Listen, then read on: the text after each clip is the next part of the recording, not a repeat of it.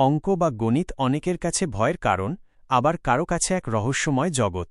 গণিতের জাদু নিয়ে শূন্যের জাদুকর। একটি ছোট্ট গ্রাম, নাম তার সংখ্যাপুর। সেই গ্রামের সবাই অঙ্ক নিয়ে মেতে থাকত। বাজারের দোকানদার থেকে শুরু করে স্কুলের দপ্তরি, সবার কথা বলার ধরন ছিল গাণিতিক। কেউ বলত না অনেক দেরি হয়ে গেল, বরং বলত আমার আসতে ৫৭০ সেকেন্ড বিলম্ব হয়েছে। সেই গ্রামের একমাত্র পাঠশালার শিক্ষক ছিলেন ভাস্কর মশাই। তিনি অঙ্ককে এতটাই ভালোবাসতেন যে তার চশমার ফ্রেমটাও ছিল দেখতে ইনফিনিটি চিহ্নের মতো। সমীকরণ। আর একটি ছেলে। পাঠশালার সব ছাত্রই মোটামুটি অঙ্ক পারত, কিন্তু গোল বাধাত বিটু। বিটু অঙ্ক খুব ভয় পেত। তার কাছে এক্স খোঁজা মানে ছিল খড়ের গাদায় সূচ খোঁজা। একদিন ভাস্কর মশাই বিটুকে বোর্ডে ডেকে একটি সহজ সমীকরণ দিলেন। 2x plus 5 equals 15.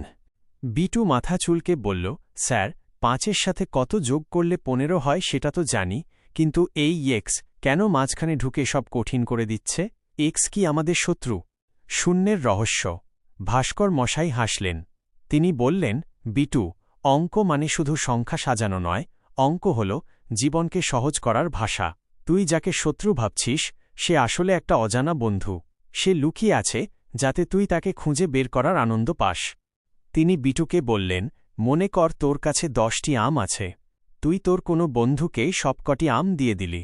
এখন তোর কাছে কয়টি আম থাকল? বিটু ঝটপট বলল, একটিও না স্যার, গোল্লা। ভাস্কর মশাই উজ্জ্বল চোখে বললেন, ঠিক ধরেছিস। এই যে তুই বললি গোল্লা বা শূন্য, এটাই গণিতের সবচেয়ে বড় আবিষ্কার। যদি শূন্য না থাকত, তবে আমরা আজ মহাকাশে রকেট পাঠাতে পারতাম না, কম্পিউটারে গেম খেলতে পারতাম না।